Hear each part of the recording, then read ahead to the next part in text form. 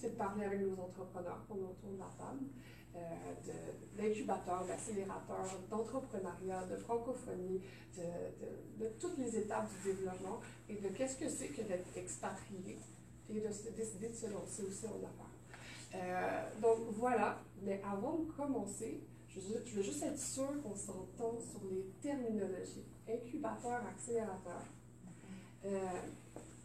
Même dans le milieu de la tech, où est-ce que tout ça a plus ou moins commencé, ça a commencé dans les années 1959, je pense. Le premier incubateur à New York a été lancé en 1959. Et pourtant, moi, je me disais, mon bet, c'était 2000, disons.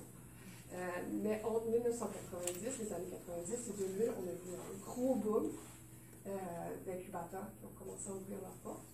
Jusqu'en date de 2018, selon mes recherches, on était rendu à 7000 incubateurs à travers le monde. Wow. Donc, on est rendu dans un autre ère, si on veut.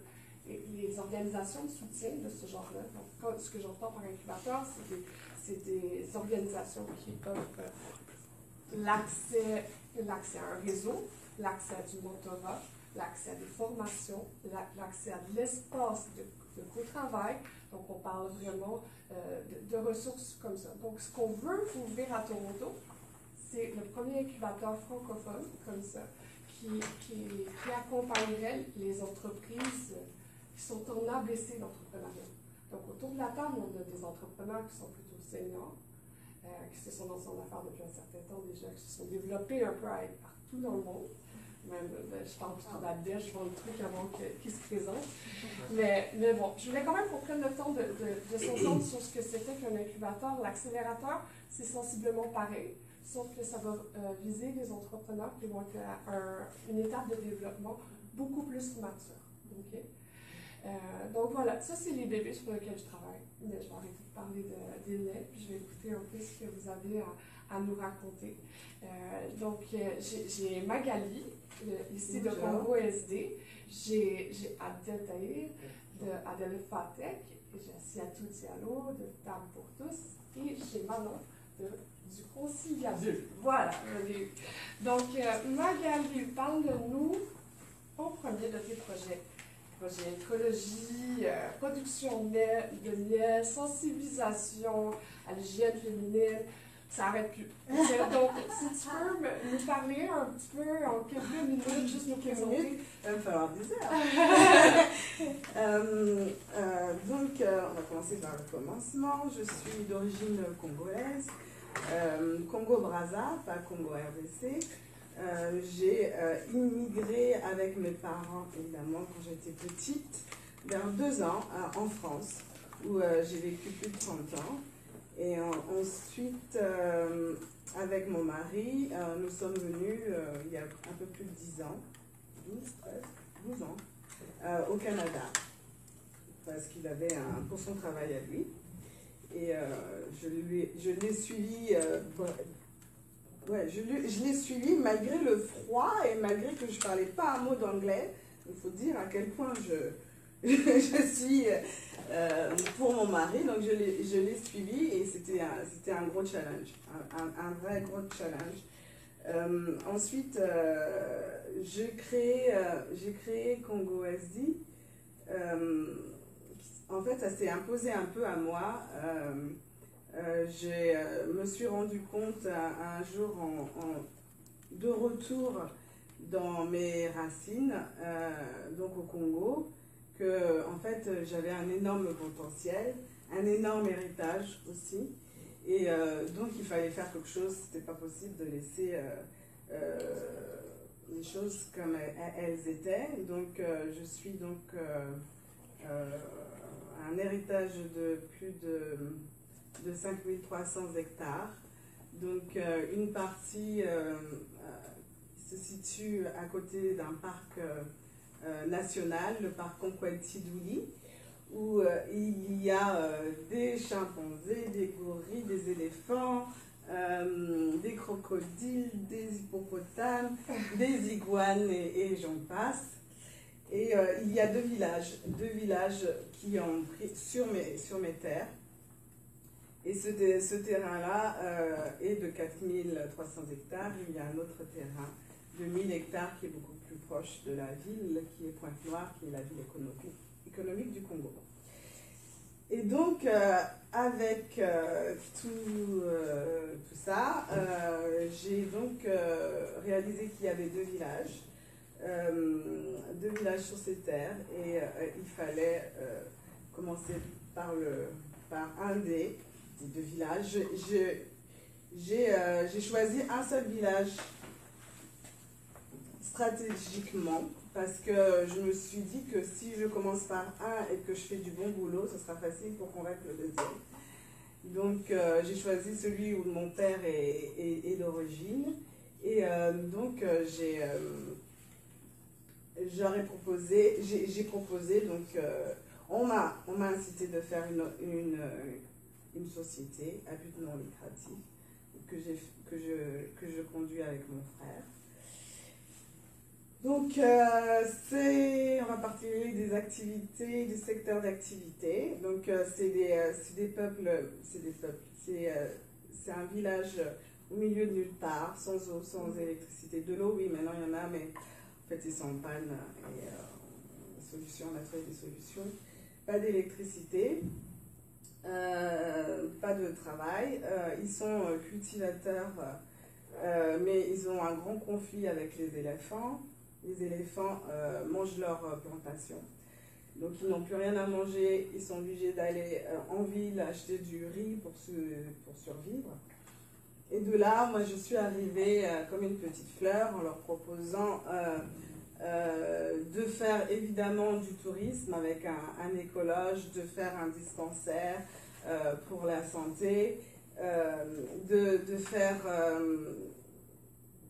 oui, de créer aussi une école de formation. Mais toutes ces choses-là sont belles, mais aujourd'hui, ils ont faim, quoi. Donc, il faut aussi pallier et s'adapter à ce qui se passe au jour d'aujourd'hui, parce que c'est bien beau de promettre des choses, ça prend un certain temps, ça va prendre 2 ans, 3 ans, ça va dépendre. C'est des belles choses, mais au jour d'aujourd'hui, ils font quoi? On fait quoi? On mange quoi? Comment on fait? Et donc, il a fallu agir vraiment avec les communautés, les comprendre, et trouver des solutions. Alors, pour exemple, de solutions que j'ai trouvées, j'ai inventé une méthode avec des recherches pour en fait éloigner les éléphants des plantations. Cette méthode, après des recherches, nous l'avons essayée dans une petite partie.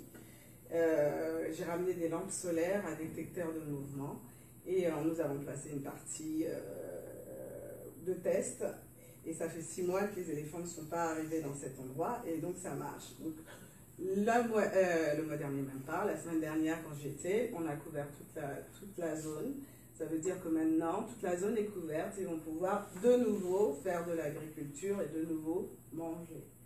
Quand j'y suis allée, je me suis rendu compte aussi que l'État avait fait une chose super, avait posé de l'eau pour tous. C'est comme de l'eau avec des panneaux solaires et pompes à eau, des grosses cuves d'eau. Et l'idée est super, parce que même dans les coins les plus éloignés, il y en a, mais ça fait 5 ans de ça, et la plupart ne fonctionnent plus. Et dans ce village-là, ils ont 3 points d'eau, et ils n'en ont plus. Les 3 ne fonctionnent plus, donc plus d'eau. Plus d'eau, l'eau c'est la vie. Je ne peux pas arriver et leur dire je vais faire des dispensaires s'ils n'ont même pas de quoi boire, quoi. Et donc du coup, ils m'ont montré où est-ce qu'ils prenaient l'eau, ils commençaient à avoir des maladies, et puis donc il a fallu agir de la même façon. Donc on a pallié en proposant de l'argent, mais qu'une moitié.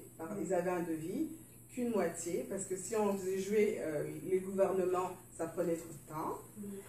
Et l'autre moitié, les sensibilisants en disant vous allez tous cotiser, toutes les familles, il y a 120 familles, vous cotisez pour l'autre partie, et avec ça, vous remettez l'eau. Donc il y a plein de... Moi je peux parler des heures, hein, comme ça, Ouais, vous avez dit... Non, mais c'est... En fait, à t'entendre parler, puis je connais tes projets aussi, l'idée c'est que les possibilités sont immenses. Et c'est une page blanche, où est-ce qu'on s'arrête? Comment on avance? Est-ce que tu as eu droit à une personne ressource, un mentor qui t'a aidé un peu dans l'accompagnement de toutes ces opportunités qui étaient devant toi? Non. J'ai eu des amis qui sont volontaires et qui m'ont accompagné à faire des réflexions. Voilà, on est une dizaine qui réfléchissons, qui sommes dévoués et amoureux de ce projet et je les remercie, j'en profite. Mais moi, je suis de formation dans la santé infirmière, j'ai l'habitude de décortiquer les choses et d'aller au plus urgent et puis de faire les choses très simplement, efficacement. C'est peut-être ça aussi, la manière aussi dont je parle avec les villageois, c'est plutôt maternel plutôt que directif. Et mon atout, c'est que je suis l'une des propriétaires des terres. Donc, je ne suis pas juste une ONG qui leur dit quoi faire. Voilà, je peux taper du poing sur la table aussi. Bon, mais ça, c'est une belle histoire justement d'une expatriée qui a déménagé à Toronto, qui revient et qui travaille pour son pays d'origine. Voilà. Ça me fait beaucoup penser un peu à l'histoire d'Abdel. Bon, Abdel n'est pas juste allé vers son pays d'origine, parce que si je ne me trompe pas, il est d'origine marocaine. Mais Abdel, parle-nous un peu d'Alphatec et de vos services et un peu de ton aventure entrepreneuriale, ton développement au Vietnam, au Maroc. Oui, bonjour tout le monde, ça me fait plaisir d'être parmi vous aujourd'hui. Je m'appelle Abdel Taher, je suis né dans un petit village berbère au sud du Maroc. Oui. Je suis venu au Canada il y a 14 ans pour continuer mes études à Trent University, où j'ai obtenu mon bachelor en génie informatique. Et puis j'ai déménagé ici à Toronto, où j'ai décroché mon premier emploi à l'hôpital général de Toronto. J'ai commencé là-bas en tant qu'analyste programmeur, et puis j'ai évolué dans ma carrière et vers la fin de ma période au sein de l'hôpital, j'étais team lead ou project manager. Après, j'étais vraiment chanceux parce que mon ex-employeur, ils avaient la possibilité de laisser les employés prendre une année sabbatique une fois qu'ils passent 5 ans en fonction. Donc moi, j'ai profité de ça, j'ai pris une année pour aller monter à Delphatec. Donc je suis allé au Vietnam, j'ai passé plusieurs mois, j'ai fait la même chose, je suis allé au Maroc aussi pour recruter des gens, chercher un local et tout ça. Donc ma société, c'est là où Delphatec est venu, donc on est déjà en business depuis 2014. Donc ma société à Delphatec, il est spécialisé dans le domaine de la transformation digitale, qui est principalement la conception et la réalisation des applications web et mobiles pour moderniser les processus externes et internes de la société. Aujourd'hui, on travaille avec des grandes sociétés canadiennes et américaines, notamment des assurances, des banques, des hôpitaux. J'ai une équipe d'une vingtaine d'ingénieurs, des testeurs et puis des project managers. Et mon équipe est distribuée un peu partout. Donc, on a un bureau à Ho Chi Minh City au Vietnam et un autre à Rabat, la capitale du Maroc, et aussi ici à Toronto.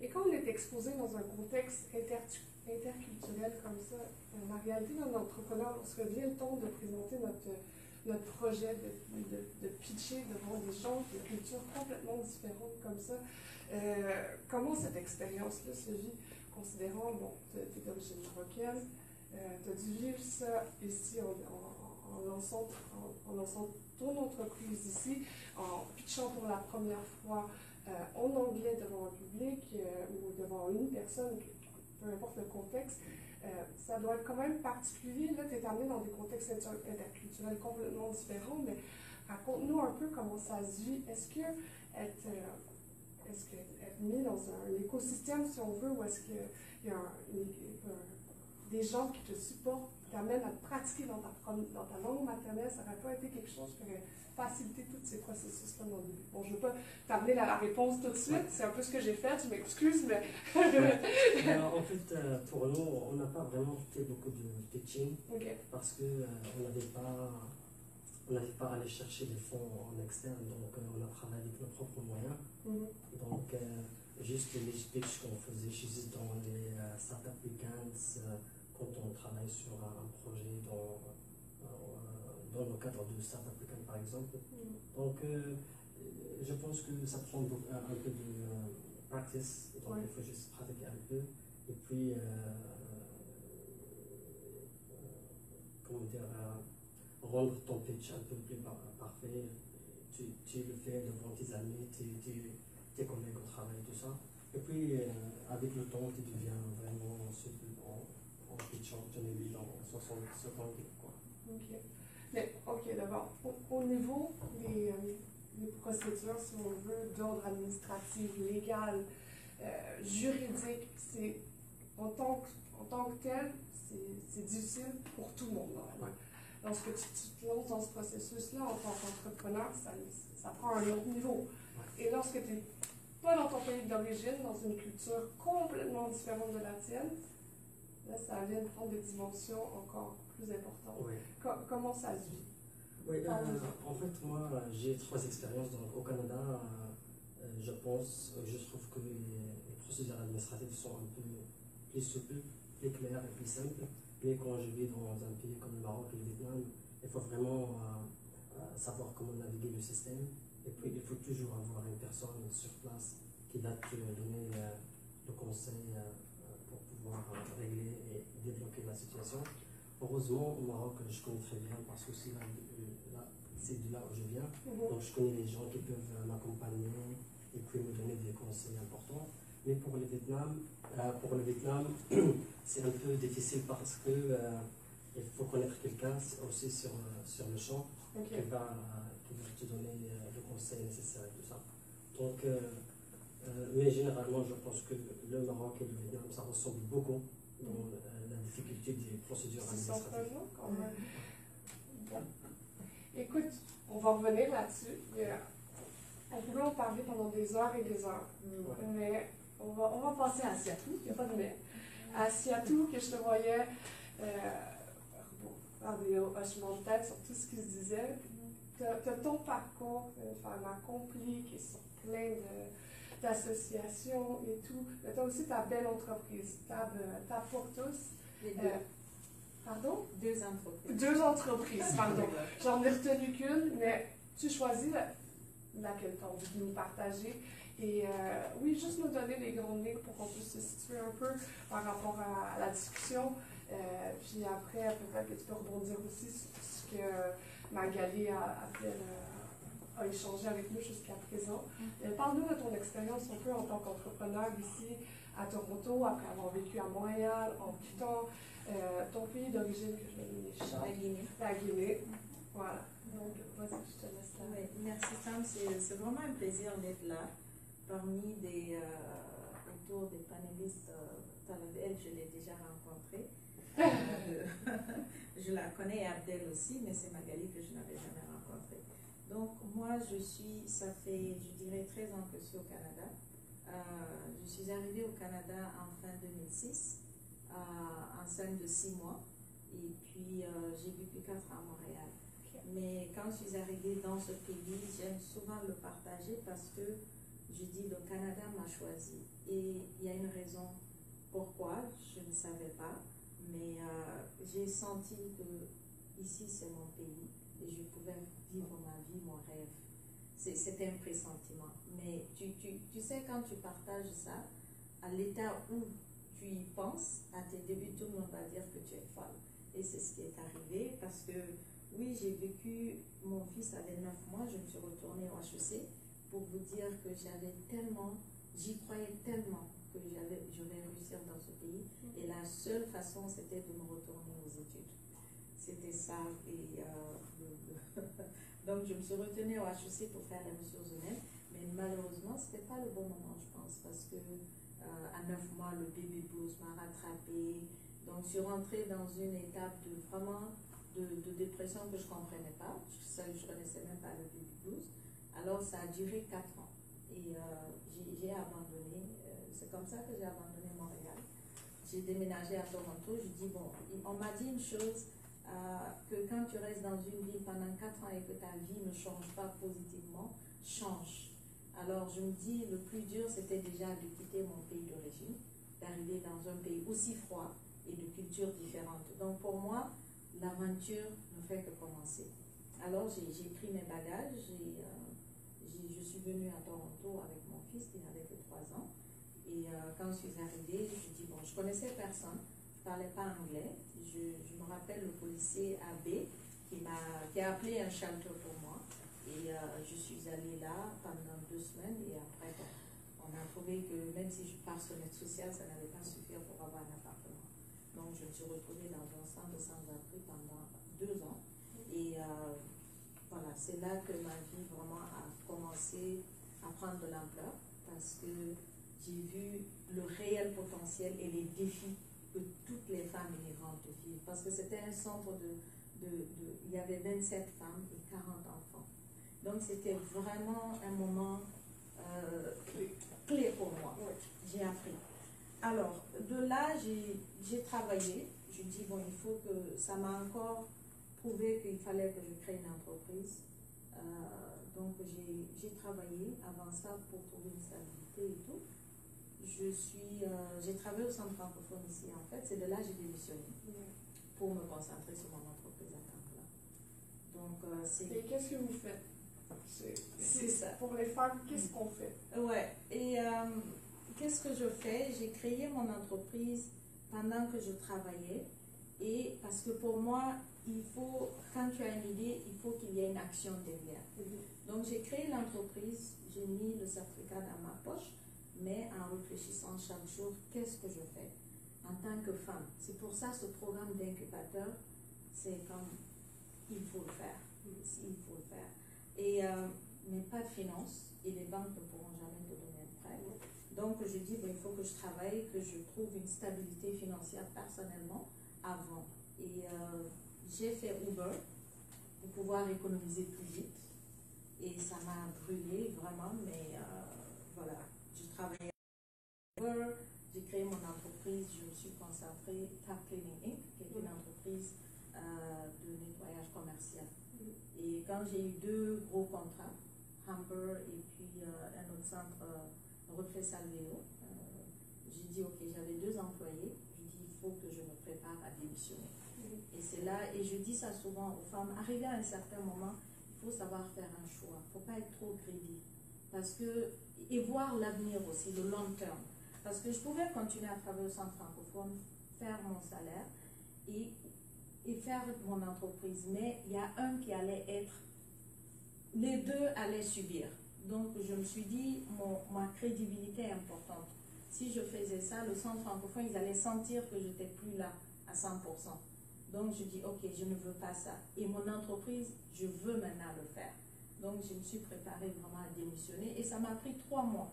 Je vous avoue, 3 mois pour prendre la décision de démissionner. Et j'ai conduit Uber pendant 3-4 mois, où je faisais $1000 par semaine. J'ai économisé plus vite. Et j'ai fait des tontines, où avec un groupe de 12 personnes, on versait chaque mois $1000 à chacun. Et chanceuse, j'étais la dernière. Donc j'ai pris mes $12 000 à la fin. J'ai dit, je me barre. Non, mais attends, c'était la fin. En fait, on avait arrêté parce qu'on avait notre plan pour construire un immeuble, faire louer, mais bon, en groupe, c'est pas souvent évident. Je me suis retirée et tout le monde s'est retiré en fait. Et c'est comme ça que j'ai eu cet argent pour pouvoir me concentrer sur mon entreprise et le faire développer. Et aujourd'hui, j'embauche des femmes immigrantes, des nouvelles arrivantes. Et c'est derrière ça que j'ai créé l'entreprise sociale pour pouvoir aider les personnes âgées et les mères seules.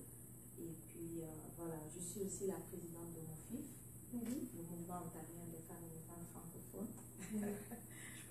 Le bébé de Siam et tout, parce que Siam était là, l'une des membres, elle était présidente de... Non, tu as travaillé mon FIF, n'est-ce pas? C'est ça. Je m'excuse. Donc, c'est ça. Donc, c'est ce que je fais en ce moment. Je ne sais pas si je pense qu'on a tous des liens. Et comme tu dis, Magali et Abdel, moi, personnellement, j'ai essayé mon entreprise en Guinée, dans mon pays, pour pouvoir exporter. Mais ce n'est pas évident. Il faut être sur place.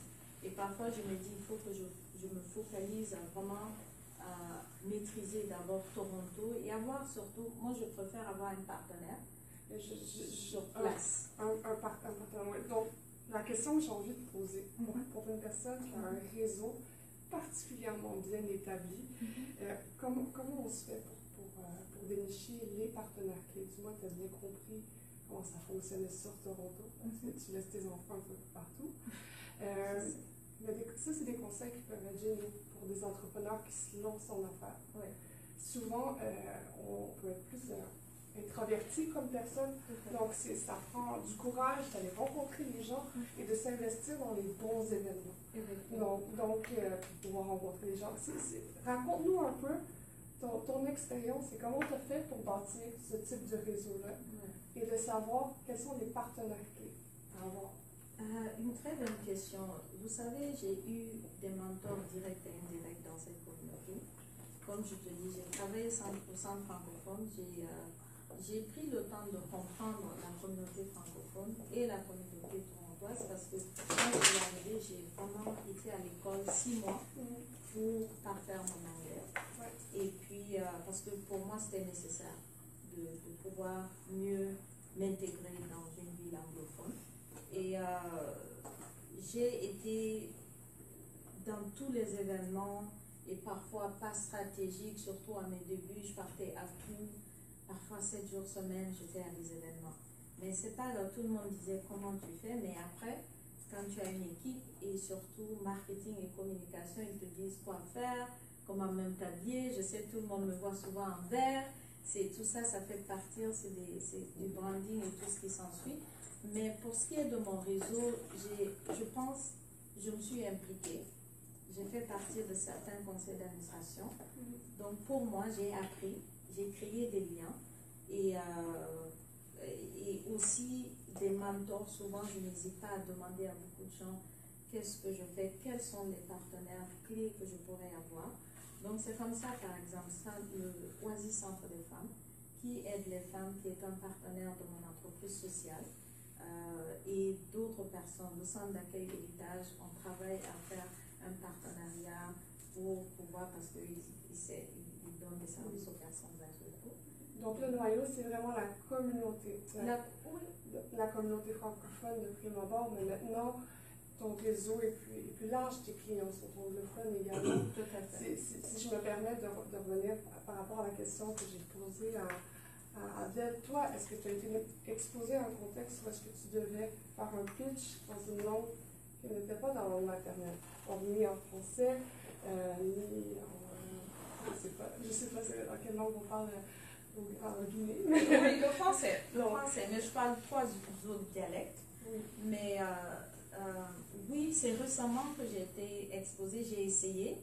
J'ai été sélectionnée pour faire un pitch à Startup Canada. Oui. Et j'étais là, mais avant, je partais rencontrer les prospects, mais il fallait que je communique avec eux quand je visite, mais vraiment pas un pitch en tant que tel. J'ai participé par exemple au programme de leadership de Parkdale Innovation Center pour justement rencontrer des incubateurs anglophones. Et eux, ils nous ont aidés à pratiquer sur un pitch. Mais j'ai jamais eu, à part Startup Canada où je n'ai pas gagné, j'ai pas eu la chance vraiment de pitcher. Mais par pitch, souvent on entend comme présenter notre projet devant une scène, mais c'est pas nécessairement ça.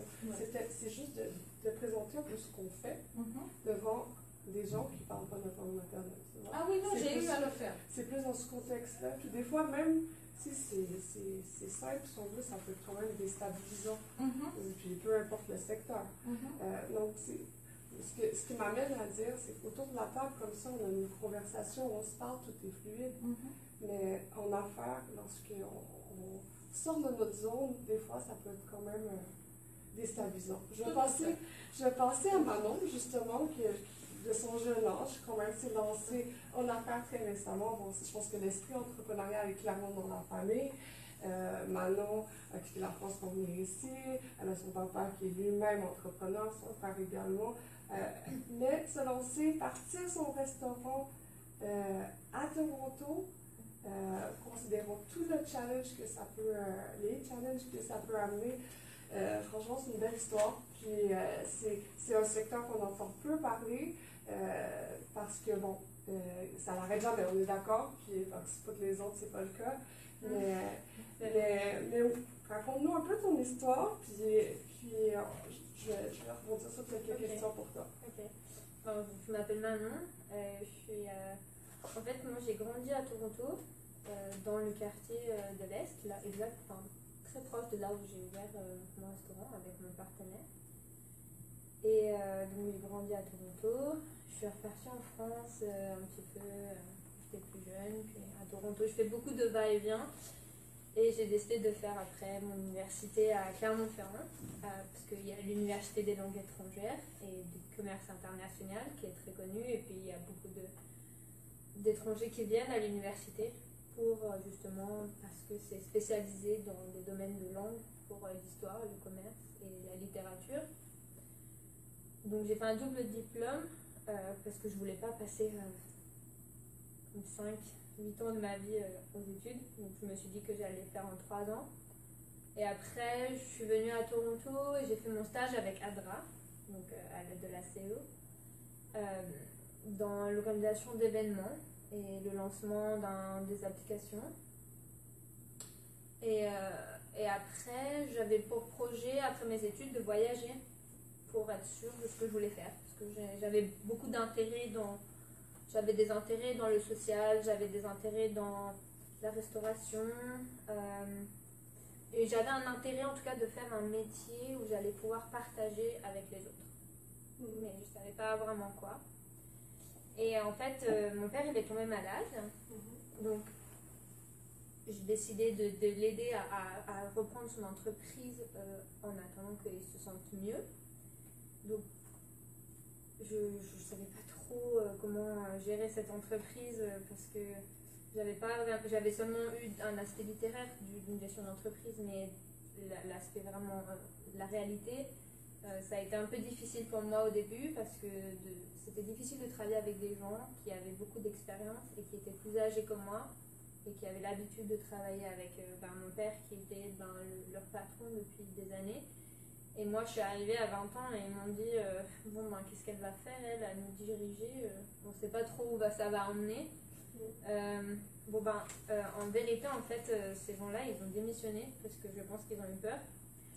Donc, je me suis retrouvée à devoir embaucher une nouvelle équipe de jeunes de mon âge, du coup, parce que c'était plus facile pour moi de partager et de véhiculer le concept et l'idée d'entreprise, de les former aussi sur ma vision de l'entreprise et puis aussi pour pouvoir protéger et puis continuer le travail que mon père a fait depuis des années.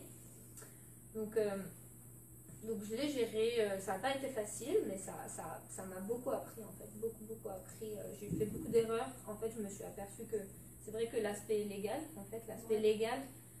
l'aspect par exemple comptabilité, enfin tout l'aspect qui est extrêmement important d'une gestion d'entreprise, mais qui est derrière, parce que ceux qui travaillent à l'avant ou ceux qui travaillent en cuisine, ils ne pensent pas que s'il n'y a pas une gestion légale et propre d'une entreprise, l'entreprise elle ne va pas fonctionner s'il n'y a pas de RH, s'il n'y a pas de... Donc j'ai fait une formation RH un petit peu j'ai fait 3 semaines de formation RH et après je me suis juste formée moi-même petit à petit sur la comptabilité et la gestion légale de l'entreprise. J'ai fait des erreurs, mais ça se réparait maintenant. Si tu pouvais nous en parler un petit peu, quelle leçon qu'on retire le plus d'erreurs, parce que ça arrive à tout le monde, tout entrepreneur se lance pieds joints dans quelque chose qu'ils ne savent pas trop. Oui. Donc, quelle leçon on en tire lorsqu'on réalise qu'on a fait face à l'erreur et qu'on veut juste avancer? En fait, je veux dire que par exemple, j'ai fait une erreur mon père travaillait avec une personne depuis des années pour tout ce qui était l'aspect légal de l'entreprise, justement, parce que mon père c'est quelqu'un qui est il est très très bon dans ce qu'il fait manuellement Et avant, il travaillait avec ma maman. Et c'est pour ça que je donne un conseil que quand on construit une entreprise, c'est important, si on a un partenaire, que les partenaires se complètent, pas qu'ils savent faire la même chose. Parce que sinon, ça va créer une brèche à un moment et l'entreprise ne va pas fonctionner correctement. Et mon père n'avait pas ce partenaire qui avait justement... Enfin, il n'avait pas de partenaire, il a décidé de le faire tout seul. Donc quand on est tout seul, on doit gérer la production et l'aspect légal de l'entreprise et l'organisation de l'entreprise. Et au bout d'un moment, pour rebondir sur ce que Assatou a dit, on n'est pas à 100% dans notre travail en fait. On est peut-être 70% en production et puis 30% en légal et puis 10% en gestion. Et en fait, il y a au bout d'un moment où ça ne fonctionne pas. Et je pense que si on ne travaille pas avec les bonnes personnes et qu'on n'a pas le temps d'avoir un œil sur ce que le partenaire fait, on peut vite se mettre le doigt dans l'œil, je pense. Donc en fait, moi j'ai eu détecté des petits problèmes je pense, dans l'organisation de l'entreprise de mon père et sur son cash flow et sur comment une entreprise doit être saine au niveau financier. Et je lui ai dit que la personne avec qui il travaillait, je pense que c'était pas très clair, donc il devait mettre son nez dedans. Et c'est avéré que oui, il n'avait pas assez suivi et qu'il avait perdu de l'argent dans ses activités avec cette personne. Du coup, le conseil pour cette erreur, c'est que quand on entreprend quelque chose ou qu'on décide de confier une partie de son entreprise à quelqu'un, c'est important d'être, comme on dit, d'être on top of it, d'être au-dessus et de savoir exactement tout ce que la personne a fait pour être capable de juger si ce qui est fait c'est bien ou mal. Voilà.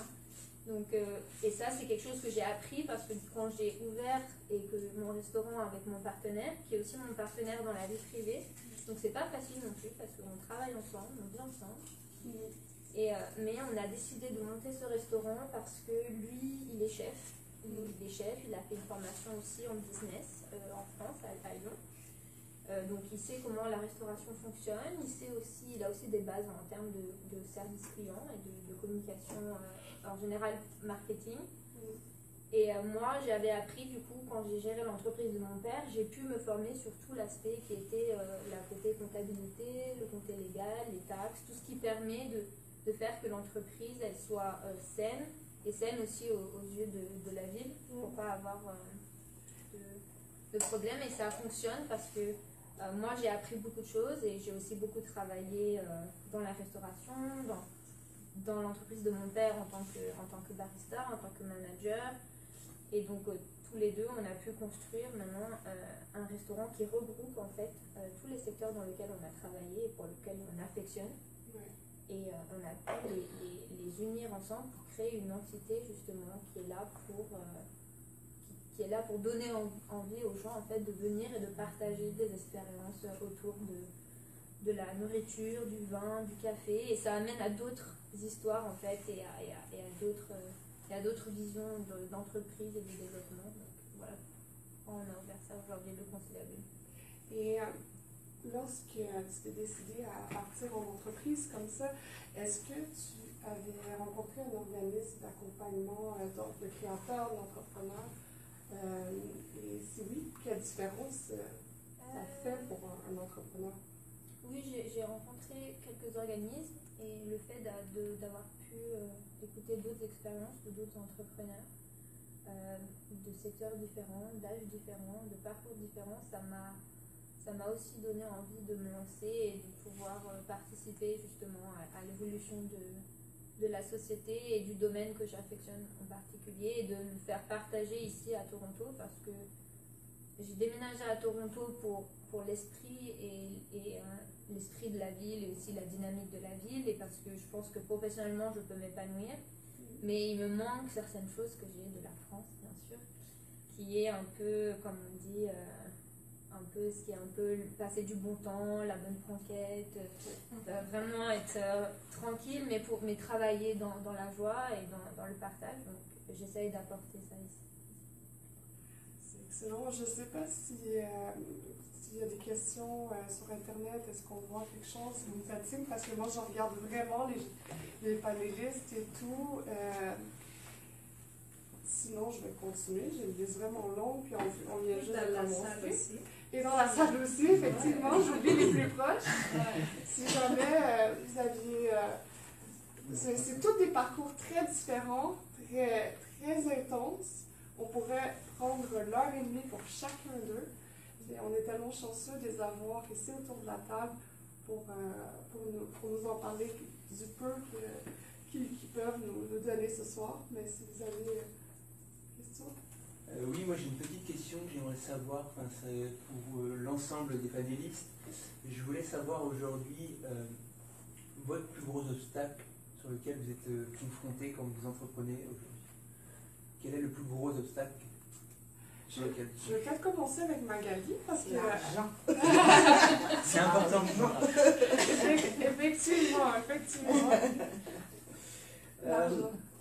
En tout cas, dans mon cas, comme c'est une entreprise à but non lucratif, on doit demander des subventions. Ces subventions sont accordées que passer 2-3 ans. Mais quand on a...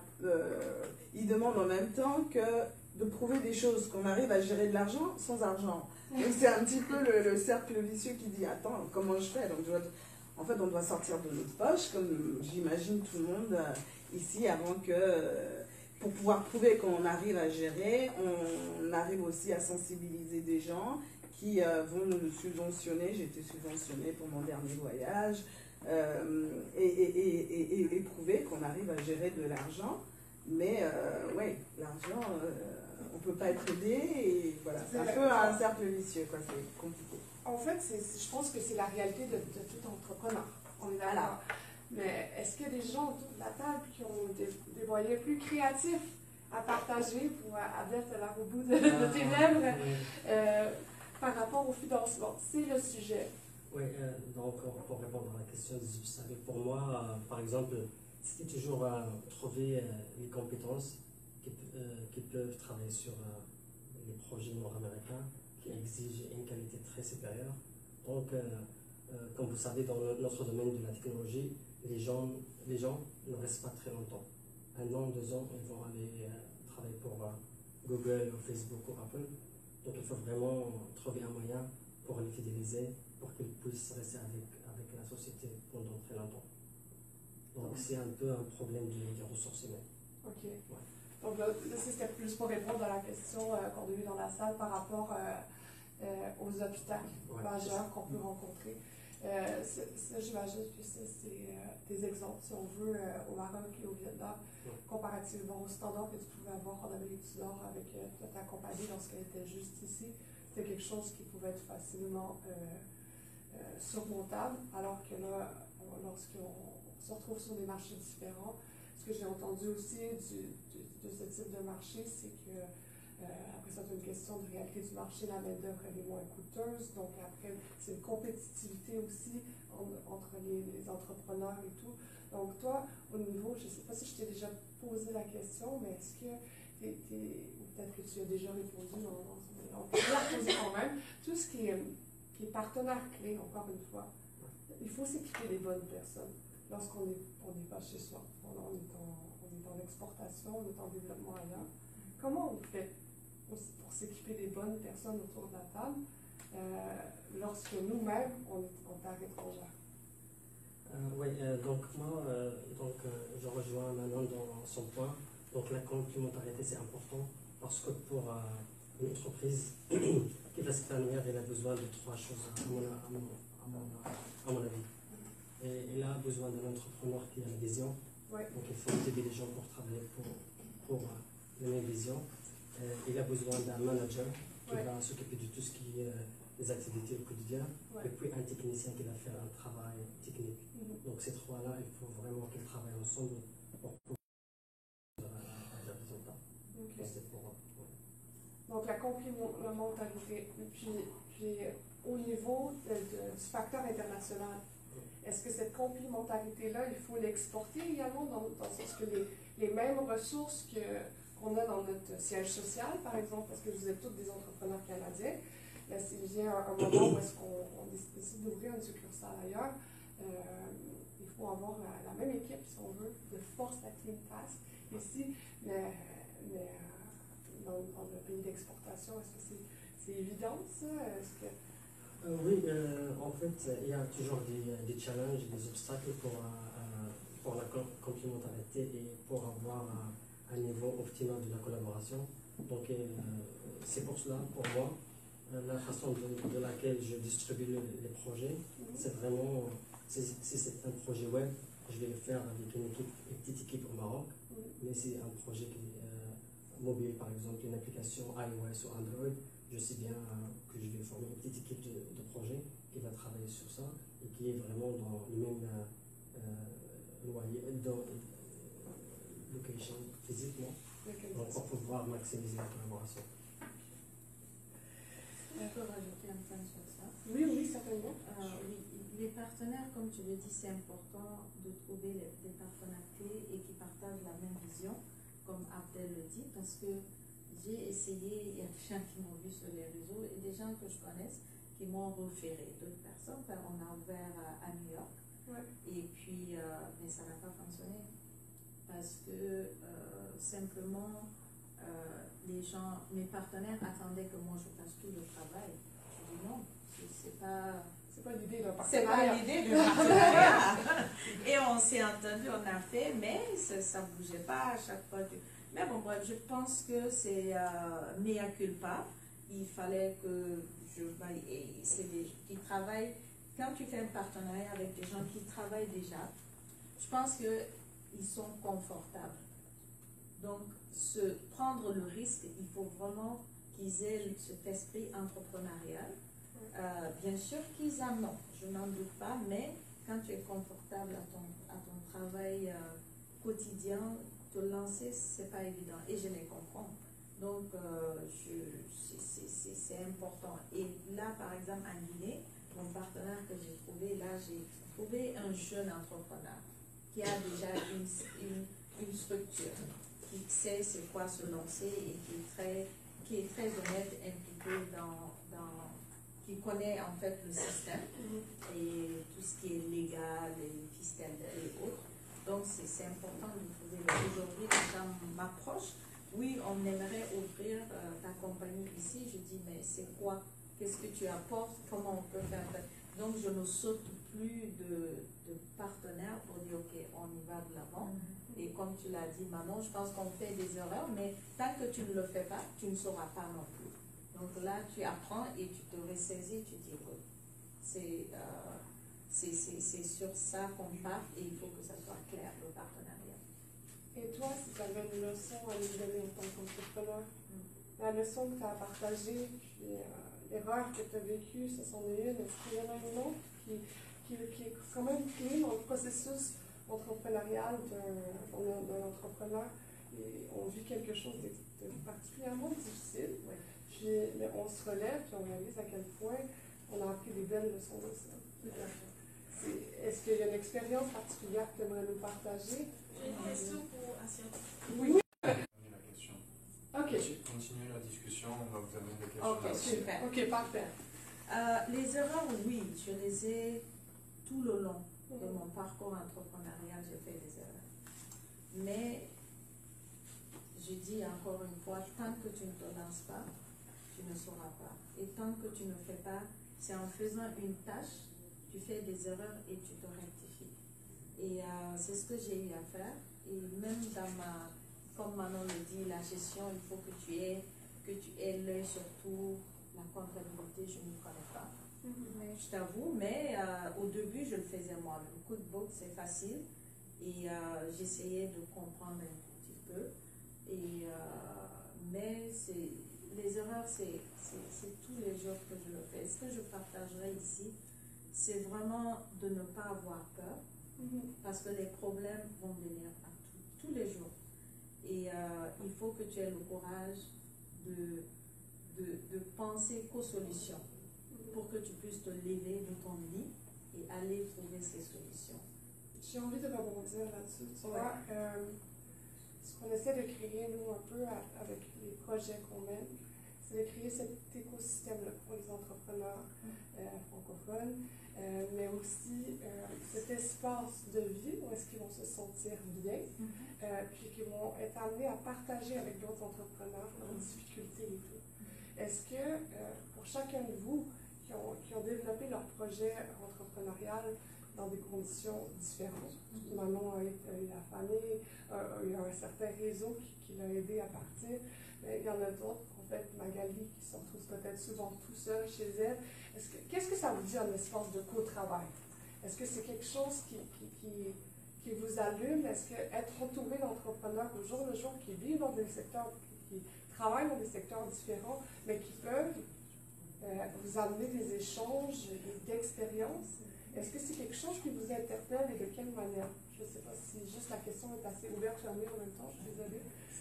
Abdel, tu connais un peu plus le concept. Oui, avoir un réseau où il y a des entrepreneurs qui travaillent sur des thématiques différentes, des secteurs différents, je pense que c'est très intéressant d'être dans le même endroit, ensemble pour échanger des idées, et puis même travailler ensemble, et puis s'inspirer à des autres et tout ça. Donc moi je trouve une valeur très importante dans ce réseau. Je vais prendre la question qui a été posée.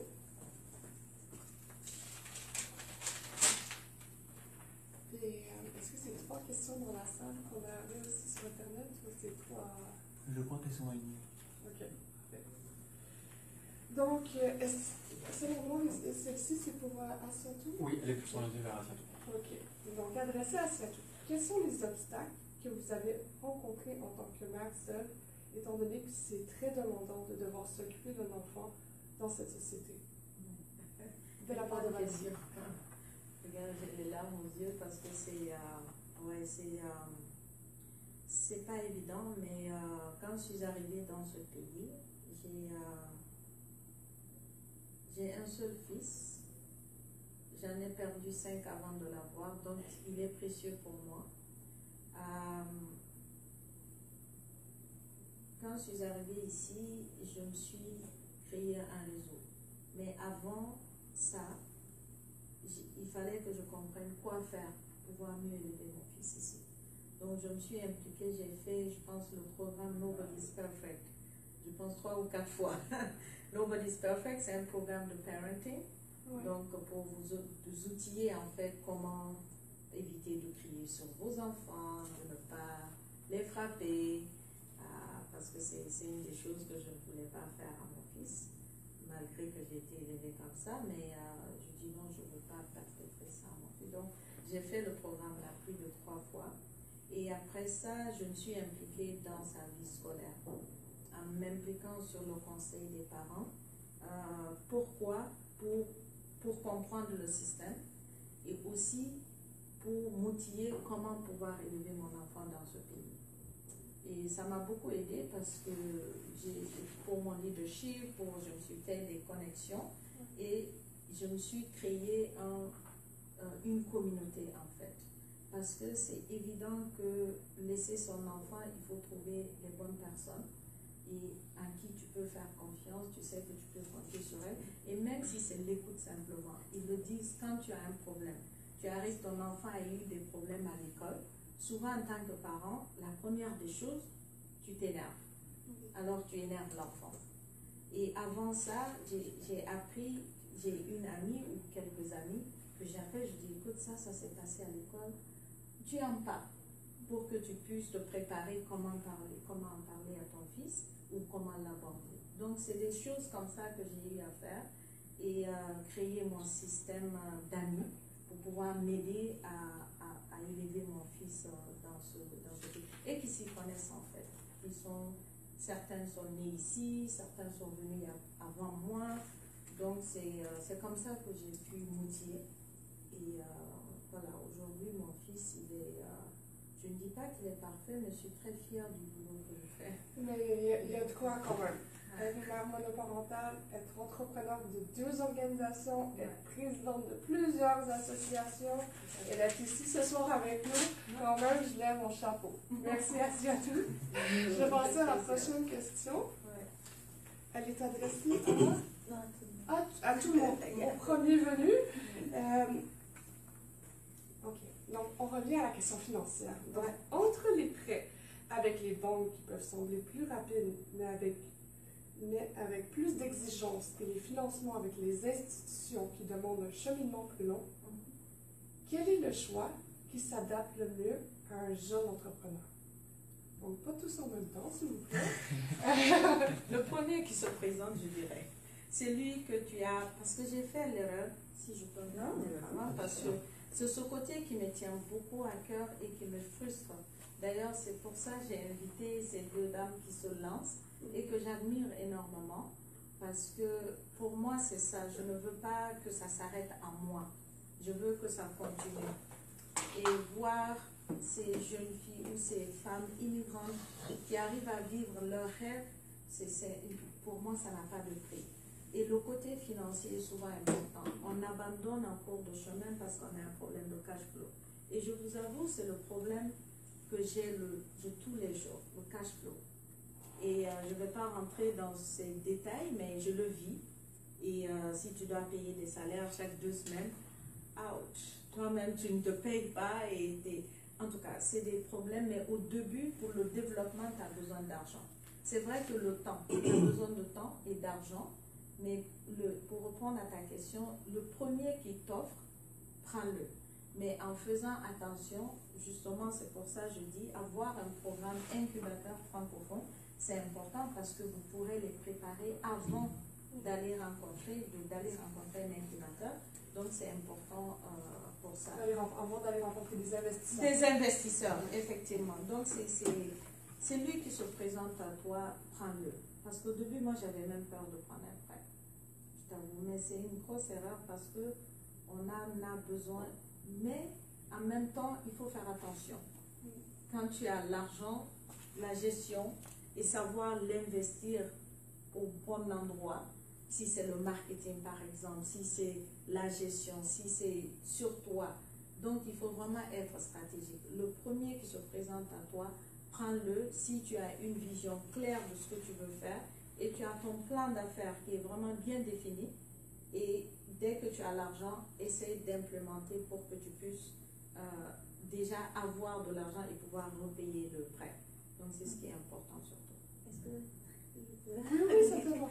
Oui, par rapport à ça, je sais qu'avec les organismes ou les incubateurs, ça peut être un peu plus long. Et c'est sûr qu'avec la banque, s'ils ont une garantie, ou en tout cas par rapport au montant, ça peut aller plus vite. Mais on sait aussi que les taux d'intérêt sont tellement élevés. Et en tant que jeune entrepreneur, on n'est pas sûr du résultat d'abord. C'est-à-dire qu'on commence un business, on ne sait pas s'il va marcher ou pas. Mais le fait de commencer déjà avec une dette, ça peut faire peur. Oui. Donc, je vais juste répéter la question publique parce que le micro est juste ici. Donc, dans la salle, on avait une question, on se demandait, la banque, en fait, est toujours une option facile parce qu'ils sont toujours prêts à investir rapidement. Tandis que les autres organisations et même des investisseurs privés qu'on peut rencontrer par l'intermédiaire d'incubateurs ou d'accélérateurs, ça peut prendre plus de temps. Maintenant, on sait qu'on a des problématiques de cash flow. Donc, qu'est-ce qu'on fait en tant qu'entrepreneur lorsqu'on se retrouve devant cette solution qui est facile en termes de rapidité, une qui est plus longue mais peut-être plus sécure parce qu'elle a un réseau qui vient avec, qui va te sécuriser à chacune des étapes. Donc, j'ai peut-être le goût, Abdel, tu t'es lancé quand même dans des projets qui demandent quand même du risque de l'investissement. Alors, j'ai envie de t'entendre par rapport à ça. Oui, pour moi, heureusement, je n'avais pas besoin de financement externe. Donc, j'ai travaillé avec mes moyens personnels. Et puis aussi, je suis allé, juste pour te dire que je travaillais dans une grande société, donc j'avais la stabilité et tout. Donc là, j'ai pu faire tout.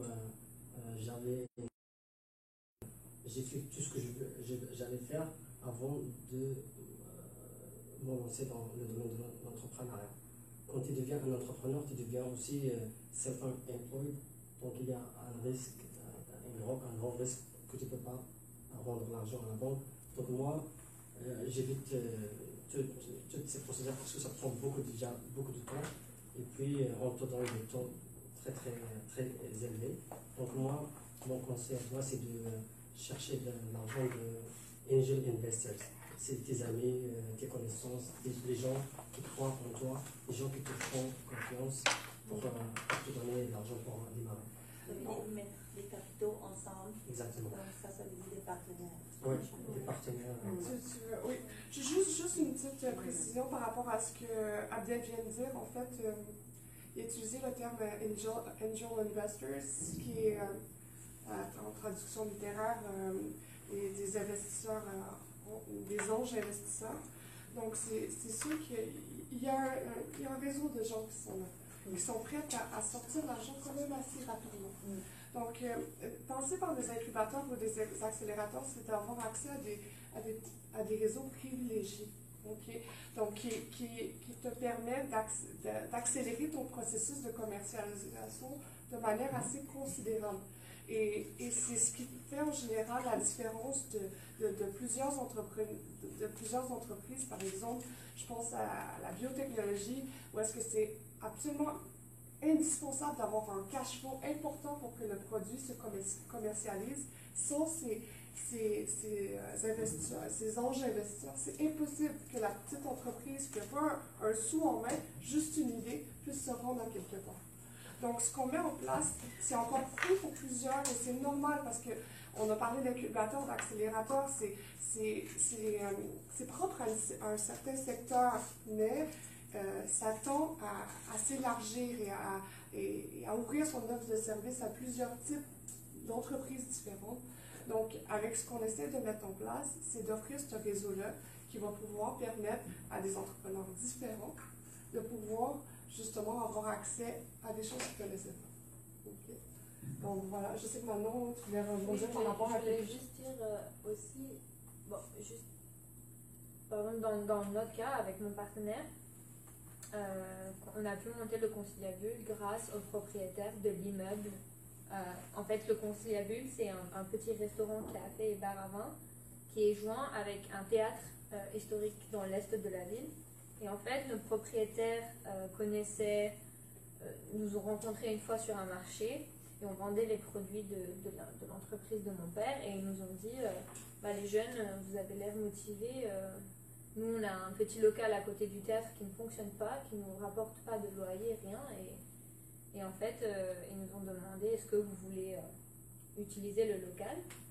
Et et en fait, on leur a dit oui. Et on a discuté de comment on pouvait mettre en place, aussi parce que nous, on s'est dit avec mon partenaire, on va pas faire de prêt, on va essayer de prendre sur nos économies, qu'est-ce qu'on a, combien on a et qu'est-ce qu'on peut mettre pour ouvrir. Et nos propriétaires, en fait, on s'est entendu sur si on a fait assez le premier mois pour payer le premier loyer, alors c'est gagné et on peut continuer et évoluer. Et c'est ce qui s'est passé. Et nos propriétaires continuent à nous soutenir justement dans le développement de cet endroit qui bénéficie aussi aux activités de divertissement du théâtre sur la vie de tous les jours. Donc, je veux juste aussi rebondir qu'il y a aussi des gens qui veulent aider, il y a aussi des gens qui reconnaissent le travail de chacun et qui supportent les communautés dans la ville. Et nous aussi, les voisins ont été très supportifs et ils sont venus dès l'ouverture. Et on a eu aussi la chance d'avoir plusieurs articles qui nous sont venus à nous et qu'on n'a pas dû aller chercher et qui nous ont fait de la communication avec beaucoup d'efforts, mais aussi avec beaucoup de reconnaissance. Et ça fait chaud au cœur de voir qu'il y a des gens qui supportent et qui aident. La force d'un réseau, d'une communauté, encore une fois. Je vais prendre une dernière question dans la salle, si jamais... Sinon, on peut clore là-dessus. Est-ce qu'il y avait d'autres questions sur Internet, peut-être? Moi, je me sens tout réchauffée. J'ai envie de parler encore toute la soirée, mais j'ai mon ventre qui gargouille. Je pense que je commence à avoir faim. C'est normal, c'est la fin de la soirée. Merci beaucoup d'avoir pris de votre temps, d'avoir partagé avec notre réseau qui nous suit, les gens dans la salle. C'est juste un début. Pour nous, CCO, à la SCO, c'est le début de plein de petites initiatives qu'on veut faire comme ça pour mettre l'entrepreneuriat sur table, parler de sujets différents, parler des organismes de soutien, des programmes de soutien. Je pense que c'est c'est un premier rassemblement pour moi qui initie le projet d'incubateur et d'accélérateur, mais c'est le début de plusieurs autres. et d'avoir des ambassadeurs comme vous autour de la table, c'est vraiment important pour nous. Donc, merci beaucoup pour votre temps. Merci de nous avoir reçus. Donc, je vous rappelle juste que pour ceux qui veulent avoir plus de détails concernant l'accélérateur REF, je voulais vraiment laisser la place à Magali, Abdel, Asiatou et Manon de nous partager leur parcours entrepreneurial. Accélérateur F est sur Internet, accélérateurf.com.